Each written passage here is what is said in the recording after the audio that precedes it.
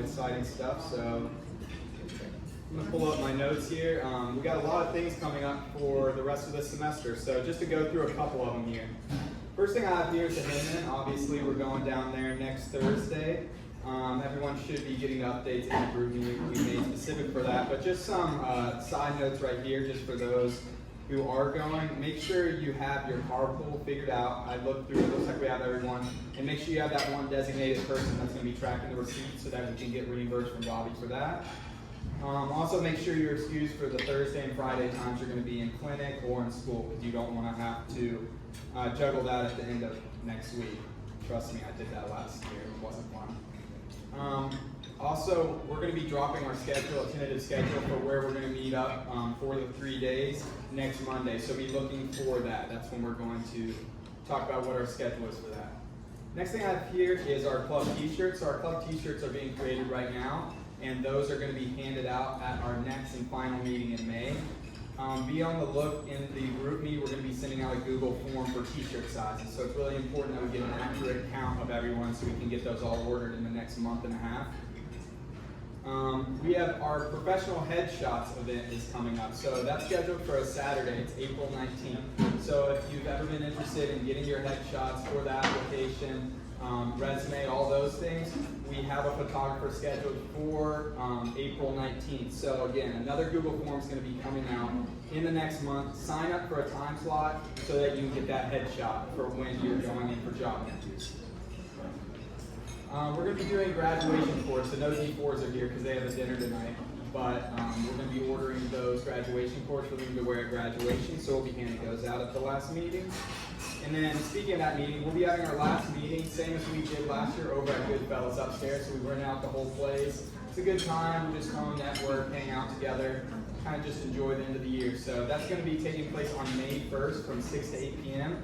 Like all our meetings, I'll be sending out an RSVP and we'll get the numbers for all that. But like I said, that's where we're going to be handing out our graduation cords as well as t-shirts.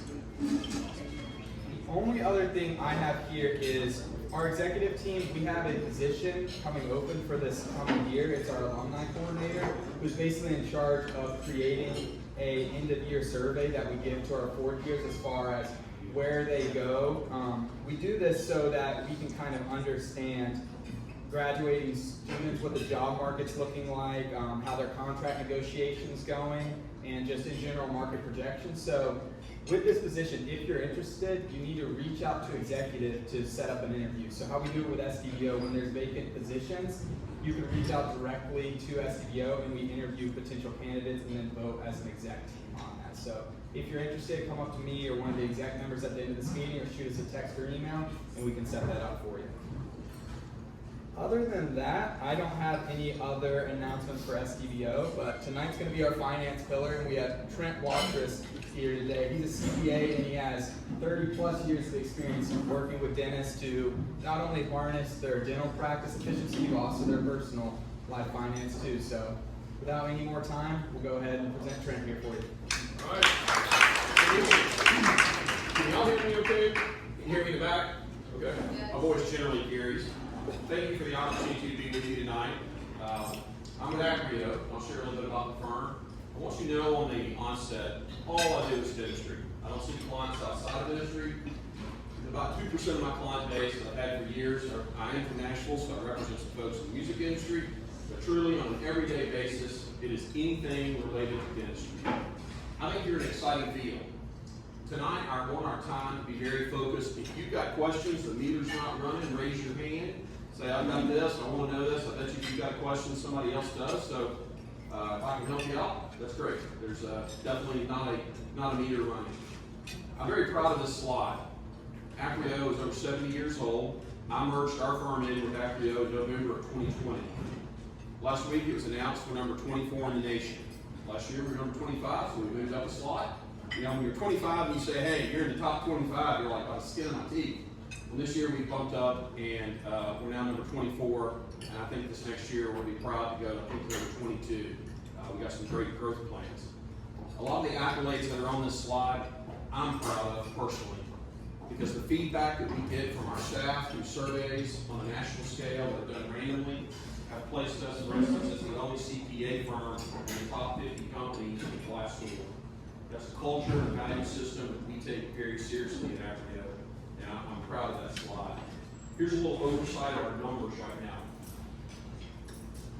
2,500 employees as of last week. I think this needs to be updated a little bit. One of the unique areas is 60 plus languages.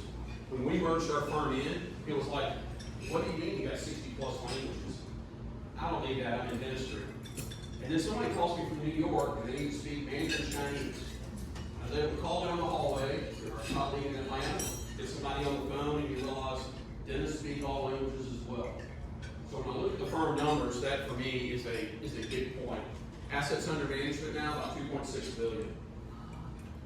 This is an important slide, and I open every presentation with it. I've spoken a couple times this week. And I want you to know this is what we do every day. These are our 31 fundamentals. This week's fundamental, when the fundamental week comes out, it's in order. It comes out at 8 o'clock on Monday morning. You're given a reminder, somebody writes a paragraph or two. This is firm-wide. 8 o'clock Wednesday morning, the test goes out. If you don't pass the test, it's noted. It's just a question. This week is look forward. Our job is not to just look in the rearview mirror for our clients. Be passionate about helping them define what's next and guide them on how to get there. Make envisioning the future and helping clients execute a plan, achieve their goals will be your operating standard. It's the essence of our brand. I think that's a great one to talk about because you all are looking forward in the future. Here's some great stats on the dental industry as a whole. And I want you to think, right now, you're in dental school, where are you going to be 1, 2, 3 years, wherever you are in school? What am I getting into? These numbers are vital for you to have in perspective. Look at that top line. The market of dentistry is $162 billion. Not million, $1 billion. You're not in some cottage industry that's just been recently developing. You're in a very mature industry. Look at the employment, basically 1.2 million people. That's a very well-defined industry for the United States. Look at the profit margin here, 15.3%. I've always got somebody who will say, well, you know what, I don't know if I can be profitable at 15.3%. Let me put this into context. After you've been paid 30 or 35% fair market value for your time, if you own the practice, you've got another 15% weight to the bottom line. That's pretty good. That's significant. I want you to think in the conversation that we're going to have tonight, in the information, you've chosen a good industry, it's profitable, it's large, and you're at the onset of your career. Now, the economic opportunity that's in front of you is big. I get asked pretty often, well, what will I make in my first year out of school? Depends. I'll give you some broad numbers. Probably around 110, 120, up to about 160. Where should I be in 10 years? If you manage your money right, I think you'll be $375,000, $400,000 to $600,000. If you manage your money right. What if I go into a specialty? Okay, 10 years into oral surgery, you're probably going to be taking home $800,000 to maybe $1.1 million. What about orthodontics 10 years in? You probably should be $500,000 to $700,000 a year take home pay. That's big. That's a healthy income. If you're taking notes, I want to give you two things. I share this quite often, and I want you to carry it with you tonight. When you think about the industry, the first thing is this. Teeth are being born every day. Sounds simplistic. But guess what? Not every industry has new patients, new customers coming into it every day. Teeth are being born every day. Second thing is they can't go elsewhere. Now, what industry, very few, have customers that must come to them or being born every day and they can't go elsewhere. I'm going to drive back to Nashville tonight. I live in the Nashville area. I get to Nashville tonight, my tooth is aching. I go to Vanderbilt ER. I say, hey, doc, look, this tooth is killing me. What's the doc going to do in the ER? He's going to say, hey, man, thanks for coming by. It's good to see you. I appreciate your copay, but we don't do teeth here. He's going to send me out. That's you. So when you think negatively about what's going on in the dental industry, I want to push back. There's a lot of positive. If you're being born every day and they can't go elsewhere, you've chosen wisely in your career. You really have a tremendous opportunity before you. So when you think about your dental practice, I don't know what you're going to do in the future. I know military is an option. I know going into a residency is an option. I think there's 3 paths. Become an associate. Everything boils down to one of those 3. Well, I'm going to go work. Okay, you're an associate. Or you can become an associate out of practice and you buy on down the road. Either way, dentistry is a solid investment because it's large, it's profitable, it's not going anywhere.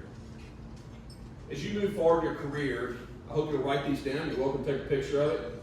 Started using these a couple years ago. It's the 4 P's of dentistry. Every decision that I want you to make about your practice, about your future, and how you're going to have a financial future is going to boil down to these 4 P's. I'm a very visual thinker, and I also think very linear in nature. So I'm going to use this straight line, imaginary straight line across the front of here to explain this to you real quick. The reason why I want this in your mind is as you think about practice ownership, you think about your future earning potential, it's going to boil back to what decisions do I make and when do I make them in my practice so that I have the greatest opportunity for a very successful financial future. The first one is patience. I'm going to talk to you like you've all been a practice owner for 5 or 6, 10 years, doesn't matter to me. What do you know about the patients that come in your door? What's their average age? How far do they drive? What's their income level? Why did they choose you? What do they talk about when you're in that chair? The first thing that you got to know in your practice is the patients. What makes up my patient base and why do they come in my door? What are they seeking? The second one is payers. Well, let's back up just a minute. This has got to be a linear line and work with me here. You start here at patients and you attract somebody, but the issue is you go to payers. If you attract the wrong patients, you get the wrong payers. There's a lot of whining going on right now about, you know what, I want to change my payer mix. Good for you. But your practice is set up to select the wrong people here. If you don't want these payers, half that battle is going to let those people in the door. So when you know what your patient wants, you can get paid to do it. 2023 and 2024 are the 2 years of how do I get out of insurance? I don't know. I know how to do it. But I struggle with the largest single dentist practice owner I represent. He's about 90% insurance. Last year he was squeezing by, trying to make ends meet. Top line, $2.948 million. 6 offices. Easy to do in a lot of dentistry. You're running a med lab. That's what he's doing. He's doing a lot of nursing. How does he do it? He manages the business. He knows. He knows those 5 ops. He knows how to work them. He does large cases on Friday. He's that guy. He's like, Trent, I don't know why anybody wants to walk away from insurance. It's working well for me. But let's say you do. How do you do it? Well, you first look at what's my payer mix? What am I charging? How do I get more of what fees? Who comes in the door? It's got to start with patients, and then you move to payers. Procedures. I'm going to look backwards for a minute. I don't get to decide the procedures. People come to pay me because they have a need. So if I want to know the procedures that are going to be done, it's probably going to be based on who I bring in the door and how they trust me. What procedures do you want to do in your practice? You want to do more cosmetic? You want to do implants? You want to stick to bread and butter? They all pay well when you manage those procedures. She called me about 8 years ago. She said, I'd like to meet with you. My banker suggested that we talk. I said, great. Tell me where you're located. She said, I'm south of you, about 10 miles in Franklin, Tennessee, which is south of Nashville. She said, would you come out to my office and meet with us? I said, great. You have a partner? No, my husband's going to be there. I said, super. Give me the address and set a time. Went out there this afternoon. They close on Wednesdays, 3 or 4 o'clock. Knocked on the door, went on in. Beautiful office. She went in. You instantly had a great feeling. She done a wonderful job. Beautiful place. Receptionist was over here. She wasn't there. I realized the office had been empty, so I guess the doctor and husband are in the office. So I said, knock, knock. She said, come on back. We walked through the practice. I liked it. Felt at ease, had a great aroma to it. Sometimes you go to practices, we stink. Had a great aroma, appearance was good, well decorated, nice 8-deck equipment in there. You walk past, you got coaching technology. Good, everything's only up enough. So we sat down. We started talking, started reading the room. Before I started in dentistry in 2010, I ran a forensics practice and did a lot of interrogation and interview work. So reading people was part of my background. chair, couch, chair. She said, you can have a seat on the couch. Husband's over here, she's over here. He's sitting over here with his legs crossed, and he's pointing towards the door. She's over here, her arms are crossed, and she's looking away. And I was like, hey, marriage counselor. I said, so it's great to meet you both. And he told me a little bit about what he did. And I said, well, tell me what I can do to help y'all. And they started. She said, he'll tell you more. He said, I'll just stay on the front end. I'm tired of subsidizing the dental practice. Got it. Okay, well, tell me what you need to do to, you know, how much you putting in. I'm putting in $80,000 or $100,000 a year out of my pocket. Okay, so do you own the building? I do. I own the whole business suite. Okay. When did you buy the practice? How long you been here? When did you decorate? What you do? How long have you been subsidizing? We went through it all. Got to the end, and I said, let me ask you a question just a minute. Tell me what kind of dentistry you like to do. She did. And I said, well, then tell me what you like to refer out.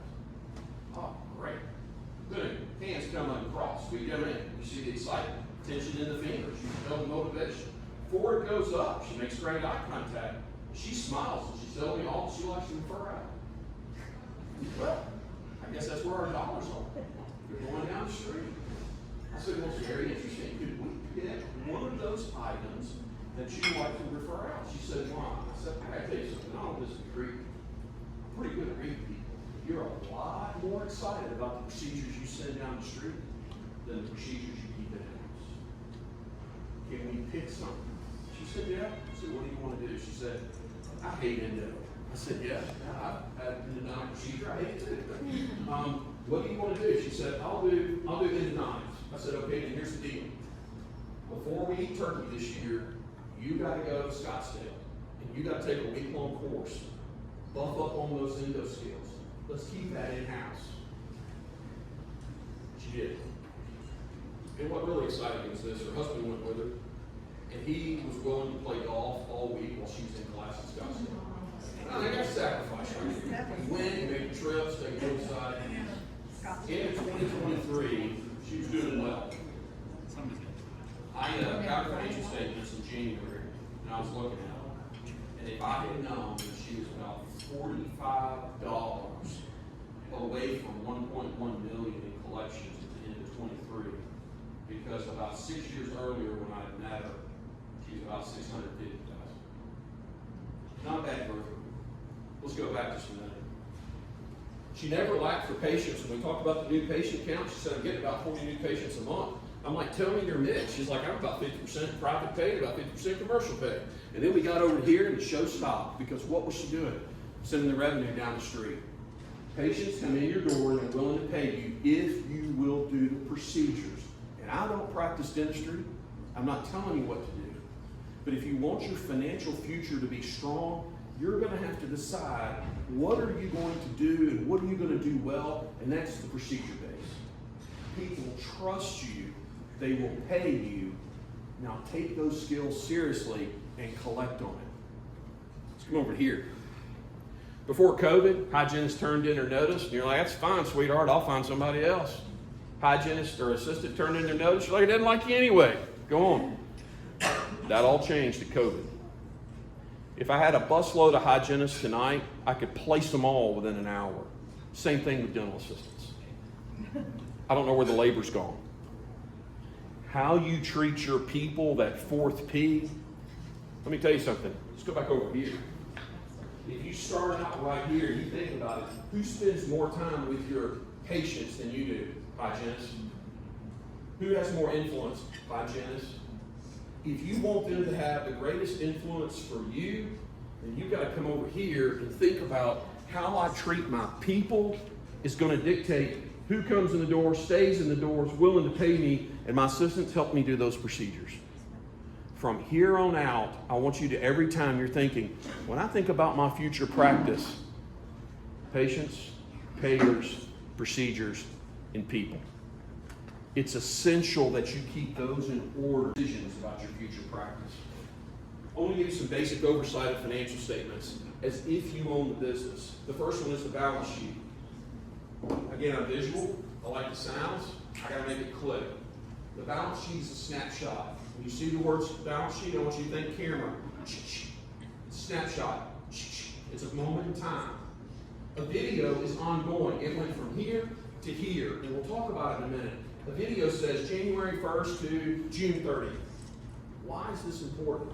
If you take a snapshot, you don't see what happened. What do you mean? The balance sheet says that. The P&L says all of this. If I gave you a picture of a train laying on its side next to the track, you say, horrible disaster. Snapshot. What would the video tell you? They built the train on its side next to the track. Never was there an accident. The balance sheet tells you how much cash at this moment, how much debt at this moment, how much am I owed at this moment. It's essential in your personal future and in your business future that you know where your assets are. How much do I owe the bank?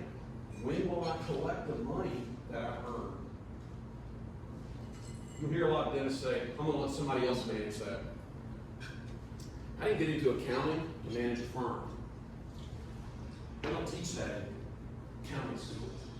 You hear it all the time. I didn't get business classes in dental school. I didn't get firm management classes in an accounting program. It's a learning behavior. To get into the dental school, you're very intelligent. You have great skills, you have great learning ability. You learn to manage your balance sheet personally and in your business is a very important skill set. Here's the standard P&L. We'll say P&L, profit and loss statement, income statement. Look at the categories. Dentistry is not complex. Dentistry is actually wonderfully simple in a lot of ways. Cash in, cash out. I'm simplifying. Cash in, cash out. How do we get the cash in? We do procedures, we collect them. Production becomes collections. Never production less expenses. Production doesn't clear the bank. It's funny money. Collections clear the bank. Here's some percentages if you want to take a picture of that. Number one item up there is labor, 23% plus 9%. These two categories right here. I want you to focus on this number right here. Income before dentist compensation. If you walk up to me at a dental show and you say, hey, I need to talk to my practice, I'm going to say, hey, great, let's start talking about it. I want to ask you for the numbers. I'll start doing them in my head because I'm trying to get to this number. If you're thinking of buying a practice, it needs to be in that range. You say, well, Trent, my practice right now, I'm only 5 years, and I'm at 22%. Got it. Well, if you're at 22%, that means you're paying yourself below market wages. Quit owning the practice, go work for someone else, and get paid your worth. I want to own my own practice. Then manage it to be successful. Manage it in a way that you would pay yourself just like you pay an associate. But if I know that you're in that range, then I know that you're running a good practice. You may come to me and say, hey, I'll tell you, I'm actually I'm at 44%. Well, good. I bet one thing, you're not in a major metropolitan area. I bet if you're above 40, 42%, you're probably in a semi-rural area, and I know rural is a bad word. I've been told not to use it. Small market, it sounds better. You're probably in a small market area. Small market dentists right now are like ATMs. They're cashing in. Less competition, lower cost of wages, lower cost of occupancy. Choose a little bit smaller market, your bottom line can be extremely healthy. Cash flow. There's a big difference between these two numbers. Don't use them interchangeably. As you move into practice ownership, this concept will come to mind. I want to pick on you. Can you do that? All right? Hold off on copper, man. You ever operate a lemonade stand growing up? You ever do that? Yeah. Okay, cool. You're out at the street, you had a card table, right? Your mom gave you a cigar box, had some bills in there, make some change, some quarters, right? You're probably the kids on drugs. Let's just say you had a lemonade stand, right? You had a lemonade stand, and you got done with it, and you said, wow, Mom, look, I got $8. She gave you $3 to have some change in it, right? Pay for the lemonade, pay for the sugar, the water, and stuff. Well, she gave you $3 and you got $8. How much do you owe Mom?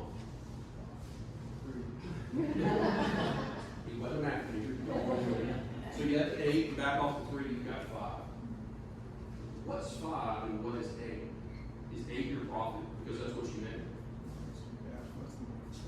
Bingo. What's your 5? Right. At the end of the day, you can have all the profit in the world, but you still owe the bank money. Stockton Bank, for some reason, y'all like to be repaid. It's sad, but y'all have to get your money back. So you can have all the profit, but you got to go back to the bank and say, hey, I owe you my payment. If you walk away tonight with only one thing, I would ask it to be this: operate a profitable practice. That's where I leave it. Understand how much you collect and where your money goes. You meet with a lot of dentists who will say, I don't know why I don't have any money. Or I've had plenty of dentists, probably 1 to 2 a year, for years, say at the end of the year, I don't think your financial statements are right. No, I think my financial statements are right. Tell me what's up. Trent, I don't have any cash. You say I netted out $480,000. I don't have $480,000. I'm thinking about changing CPA firms because your numbers aren't right. You know, it's unlike Donkey Kong. We're going to talk about it, buddy. Tell me what you got. Where's the 480? I'll tell you. 80,000 went to the bank. You got 400 left? Yeah. 100,000 went to your alimony payment. You got 300. That's right. Yeah. And then you did this. You had to pay $100,000 on your taxes. Yeah. You got 200 left. And then you spent the rest doing this. And yeah. Am I good? Yeah, we're good, Trent. I'm sorry. If you don't know where your money goes, you're lost. Happy to write this down if you want a piece of advice. Tell your money where to go, or you'll have to go ask where it is. It's essential that you keep a budget. It's essential that you know when I'm profitable, then where did my cash flow go? You only walk away with one thing tonight: operate a profitable dental practice. There's a couple of comments here about managing cash flow effectively. You got to manage it, your business, and you got to manage it personally. What you take home, it's got to make it to the grocery store. It's got to make it to the, pay yourself first. You're a vendor. Don't pay yourself last. Manage your personal money. Start there in dental school. We find that people who leave dental school and start asking these questions sooner than later, over a period of time, suddenly when they're 35, they're like, I got a net worth of $280,000. Not bad for somebody who might owe $300,000 in student debt. It can be done. You can do very well financially, but you've got to manage your money. Break even. Somebody give me an idea of what the break even concept is. Make as much as you spend. Okay, make as much as you spend. Getting there. Getting there. Right concept. I would say it backwards, or say it on, but you're on the right track. I want you to know this concept. When you turn the knob every morning of walking into your dental practice, every time you walk in and turn on the lights, I want you to turn the knob and think of this. I know how much I have to collect today to break even. Not, I hope I'm at no. When you're opening that door every morning at that practice that you own, and Stockton Bank wants to be paid back justifiably, you need to know. Here's who's going to show up today. We're going to have 6 employees in here today. We're going to have a light bill. We're going to have a note payment. I got to pay Patterson. I got to buy this piece of equipment. I need to collect $4,108 today. That's what I got to do. That's the break even. Anything above that, you get paid on. But you got to know what the bare bones number is. I walk in here and turn those lights on. That's what I got to make. I never really paid attention to that. I worked for an international firm. Somebody else does financing. Then I worked for a local firm. Then I joined a regional firm. Then I started a firm. Because when I started a firm, was when I realized, you know what? I now get break even, get the billing money, because we got to collect some money. I understood. I knew when everybody's in the office, if you're not billing, watch this household ain't. Know what your break even point is. Once you know what you got to earn, and you start exceeding it because you're able to close cases with dentistry, you're not overselling. You're simply treating. You start seeing your net worth change because you know where the money is. Here's a computation. Take a picture of it. I bet you $1 a donut that 80% of the dentists out there can't calculate the number. So when they go into work each day, they're not sure, what is my break even? Take your total expenses last year by the number of days you think you'll work this year. That's a rough start. Get you in the ballpark. Make sure you understand what it takes to run your business. Do you have a business plan? If you don't know where you're going, you're going to end up where you're at. Not every bank requires, does Stockton require a business plan on startup? On startup? Good. Why does he want you to have a business plan?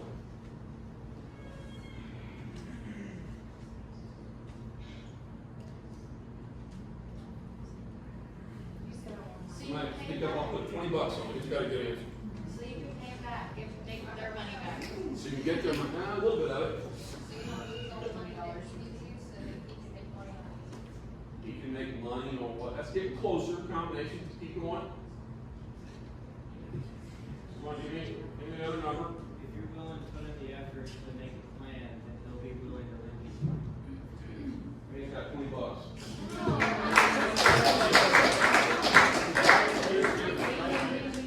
If the bank understands, the bank understands that you know where your money's going to go, chances are he's going to get his money back because you took the time to put the plan together.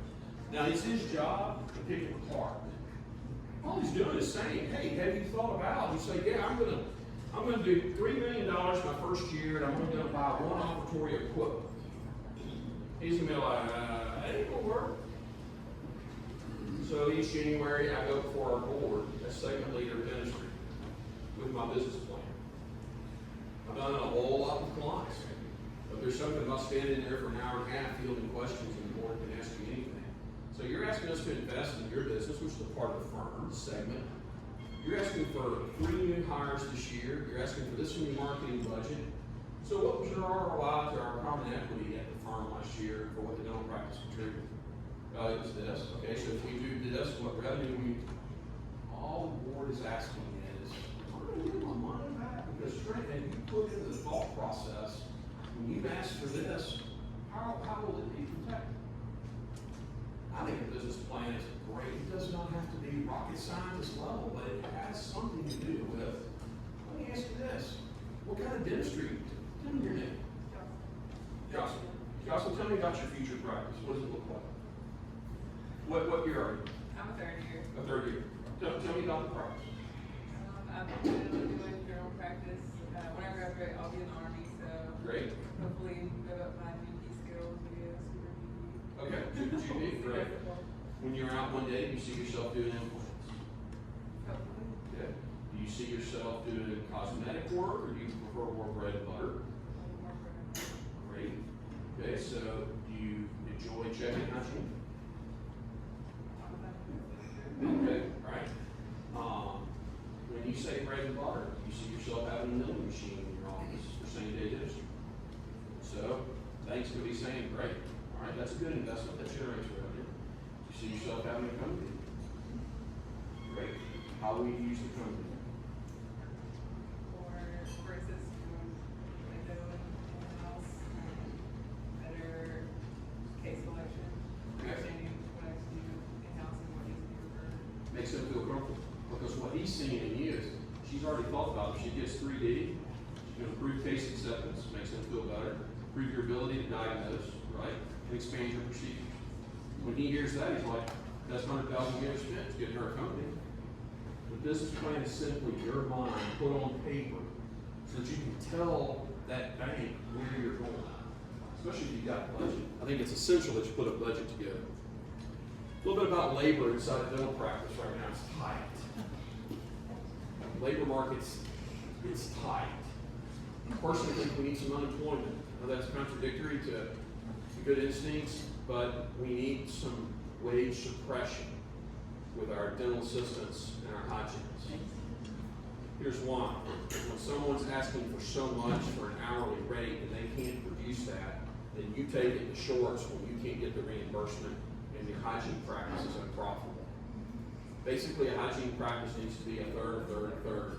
Third for the hygienist, third for the house, third for you. But if we don't control that labor expense, suddenly the bottom line goes down. It's only you that suffers. So how you manage your labor is essential. want to tell you about labor is G word, gratitude. Make sure you're talking to your staff in ways that speak to them. You look across dentistry, predominantly, there are many younger females. And that's an opportunity to express appreciation to them in how they do their work. What's $30 to you to get a pedicure card? Nothing. Then when you see something going well, say, hey, I heard the way you handled that patient in there. Thanks. Go get your nails done. I appreciate you. Keep a stack of 10s in your pocket. Pull a 10-ounce. Hey, great work for taking care of the sterilization center. I know somebody's out sick today. It's $10. Let them know they're important. Let them know you notice that work and say thank you. You're a whole lot less likely to look down the street and see somebody else taking your employees when your employees know, I'm happy here. I'm taken care of here. My job is safe here.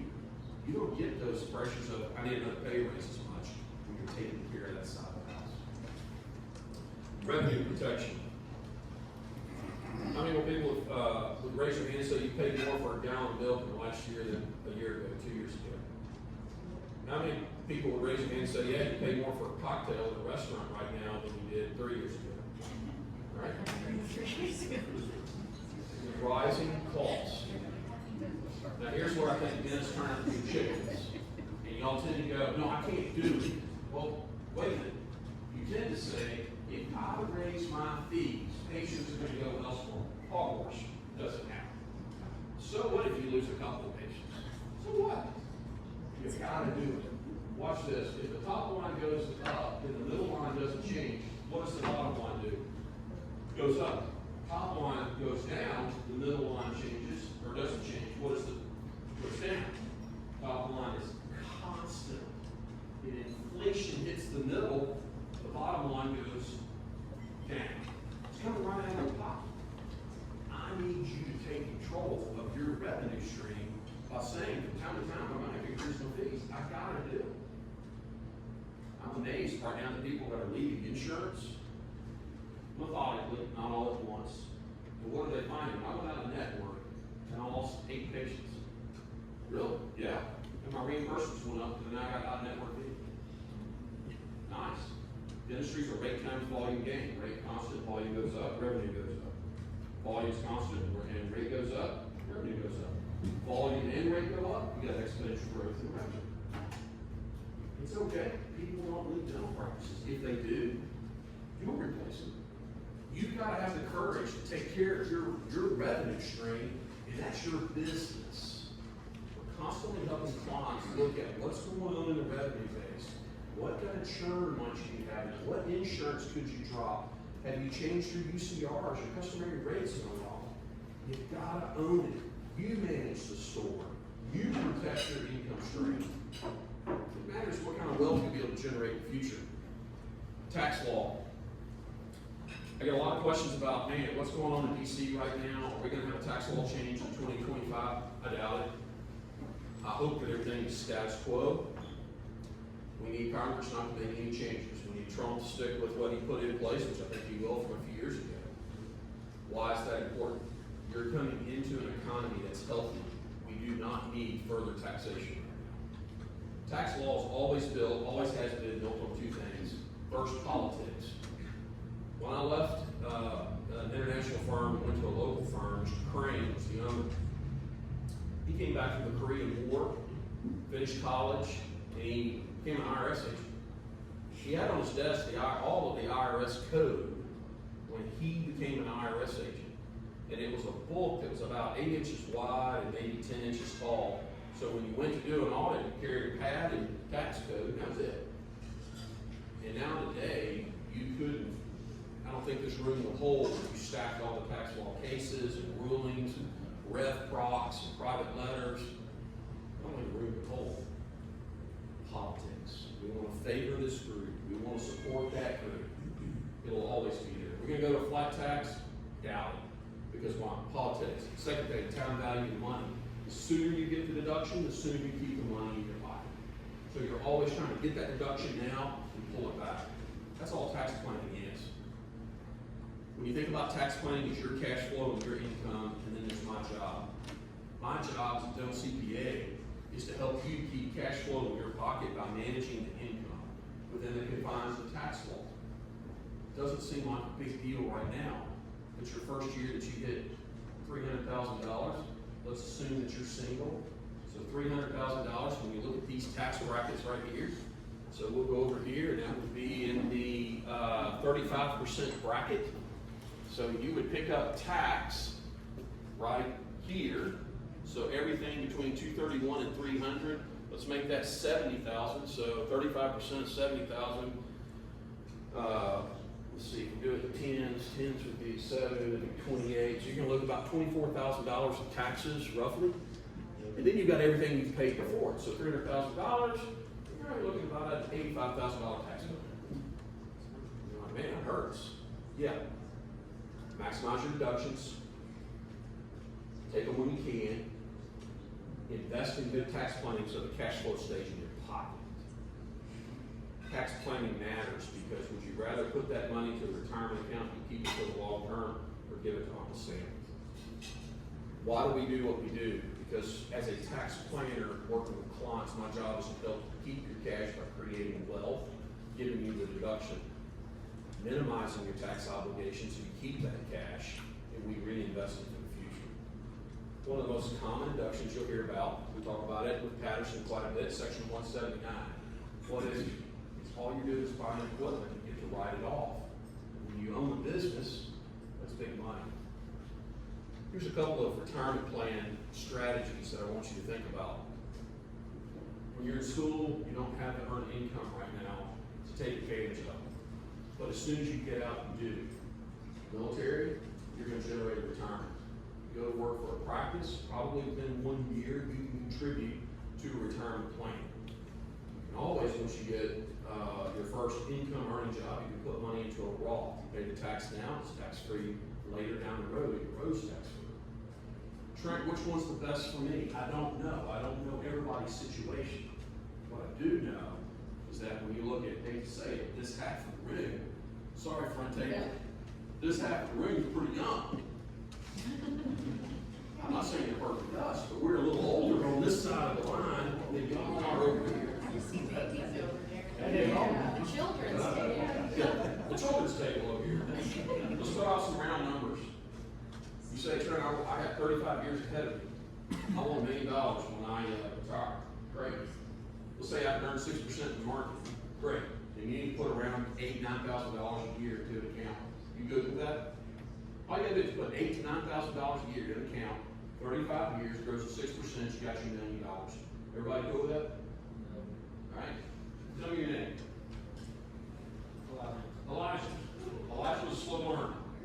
So for the first 25 years, Elijah said, you know what? I'm not going to put the $8,000 in the account. He wasn't going to do it. He sobered up at 55 and goes, dude, I'm going to retire one day. I was like, great, you got to do it. He said, how much money you want? He said, I want $1 million in the bank. Elijah, $1 million, 10 years. How much you got to put away then? Now you got to put away about $78,000 a year. Elijah goes, oh, I'll do that. No, Elijah, you won't. You're smart. Then in the first 35 years, put $9,000 a year. Put the crack pipe down, and you can't put the other money away because why? You didn't budget. You didn't plan for it. It breaks my heart when I speak to a study club, and there's 70-year-old Elijah sitting over there. He said, hey, what's my practice worth? Can I talk to you afterwards? And I know where it's going. And it hurts to hear Elijah say, yeah, I'm 70 and I owe $400,000 on my practice. Can you help me sell it? Okay, what'd you collect last year? $400,000. Well, it's very sad to stand next to someone and realize you're probably going to die next to the chair because you haven't planned it. Watch this screenshot up here. I just want you to do something. Find a way to set the money aside.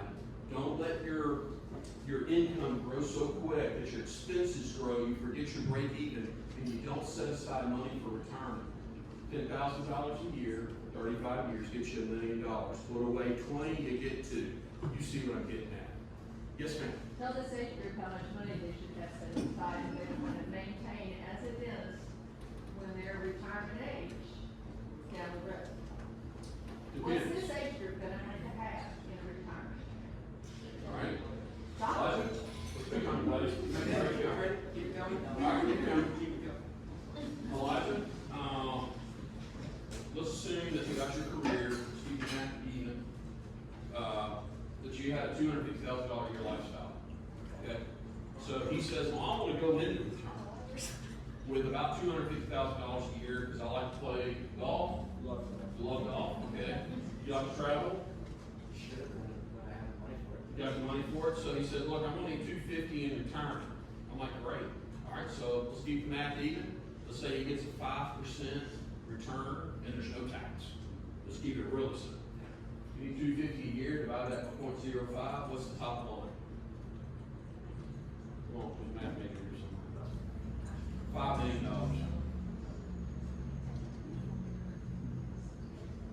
$5 million.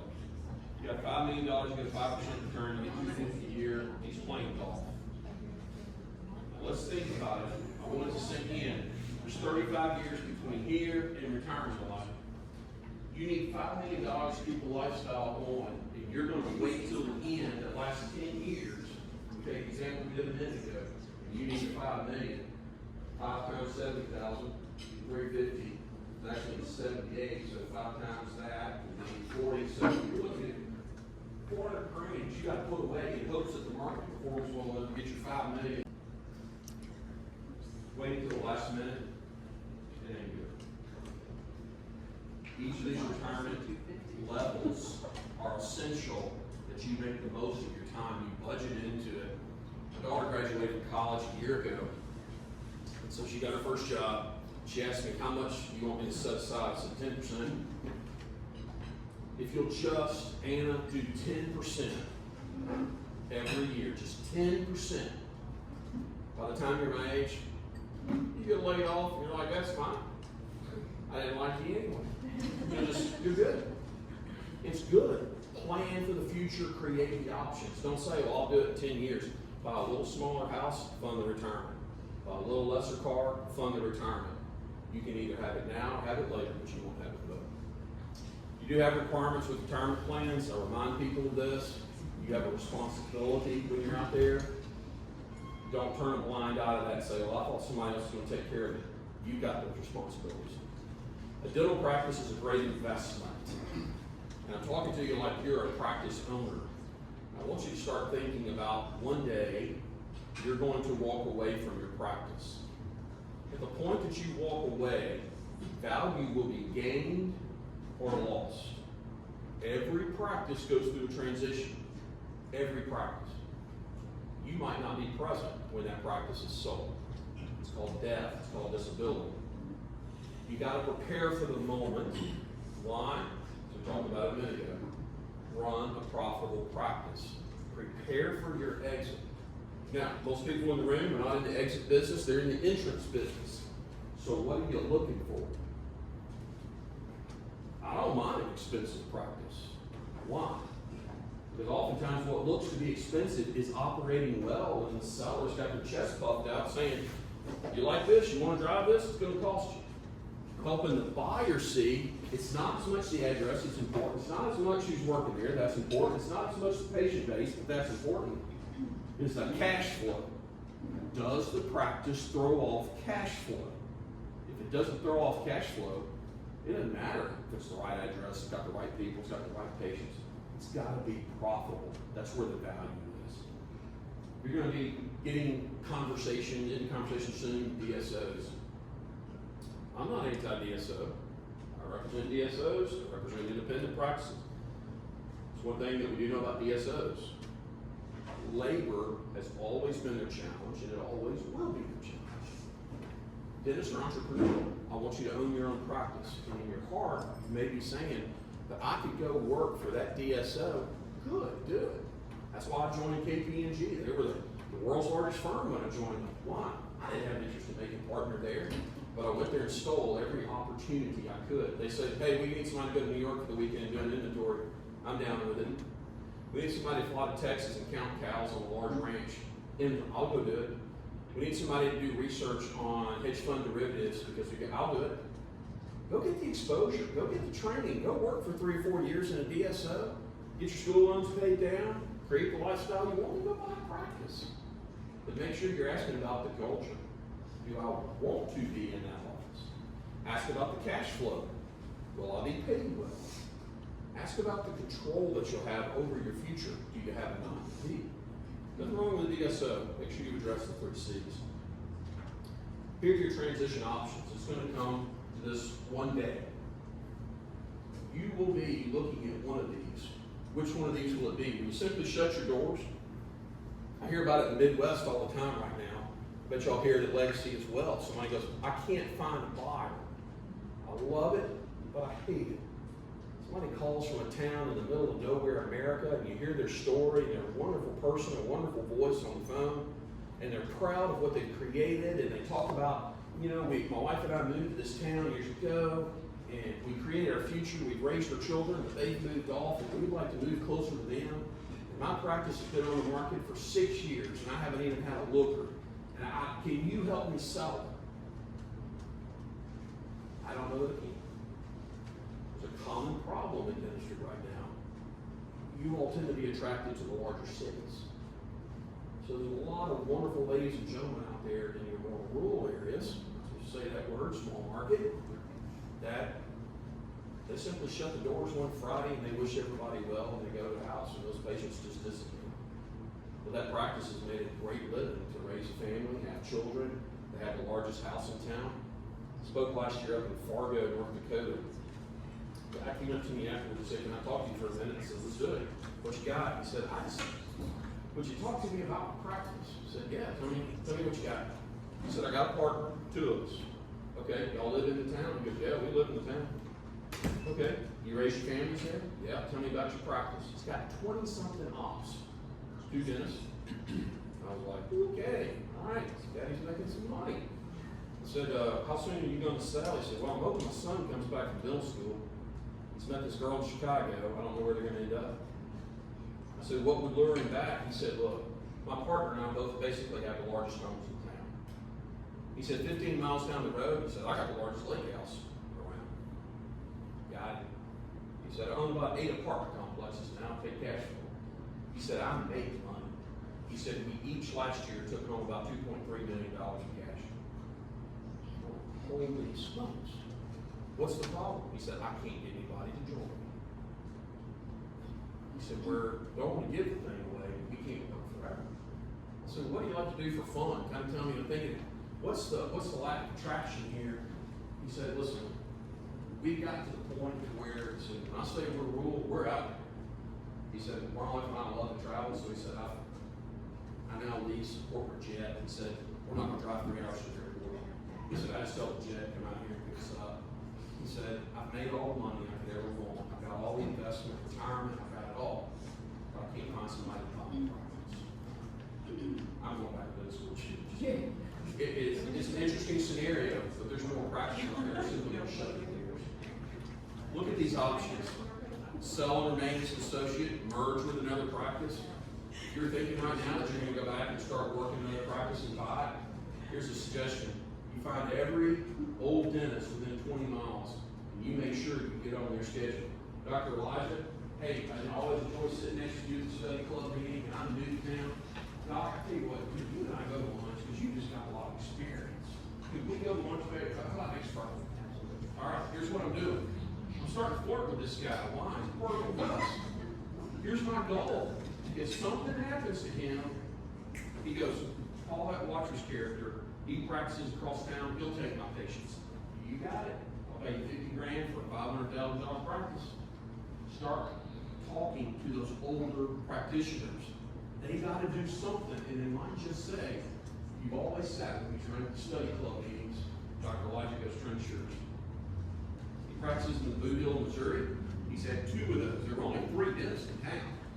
2 different Christmases. Knock, knock, knock. Got the charts in the back. I knew your dad and he owned the practice. I'm retired. I'm telling my wife tomorrow we're moving to live with the grandkids. Here are all the charts.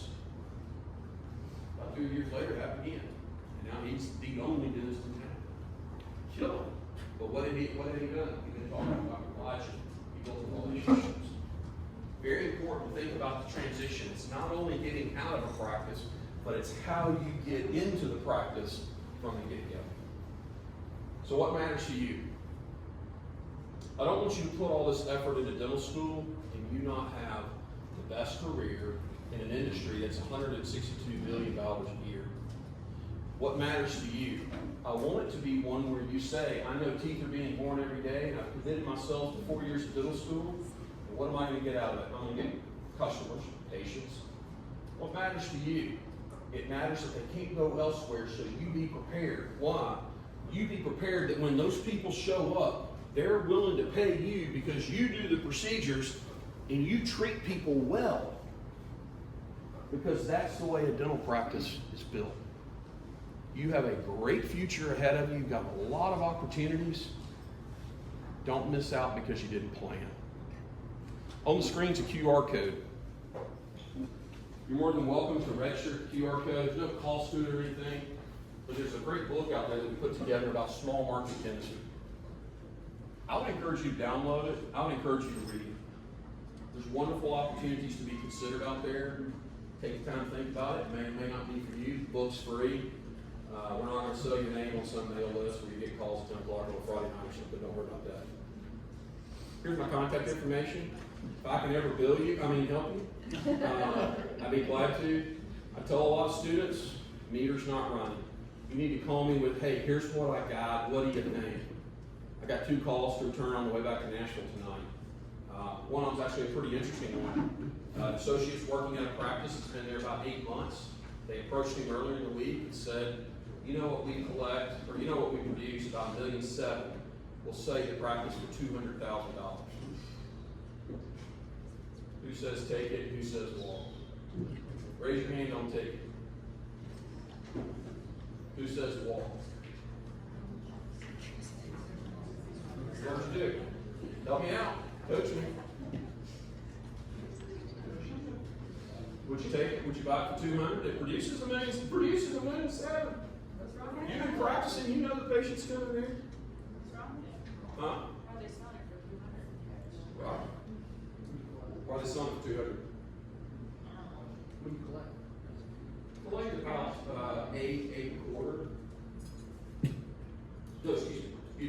No, it collects about $650. In fact, last year was $654. Last year was $654, and they lost $68,000 on the bottom line. And the year before that was like $640 something, and they made $5,400 on the bottom line.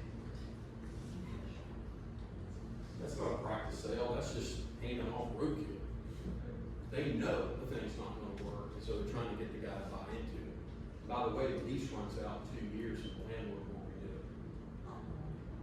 So we'll talk tonight on how do you want to walk away. It doesn't matter if you buy it for $1. It's not cash flow. You can't change it. You got to relocate it. That's what you did. Anytime you want to call with questions on the matter, you got an associate contractor we look at, you got my contact information here, I'd be glad to help you. It's been a business doing pleasure with you all tonight. If I can help you, let me know. Have a great evening.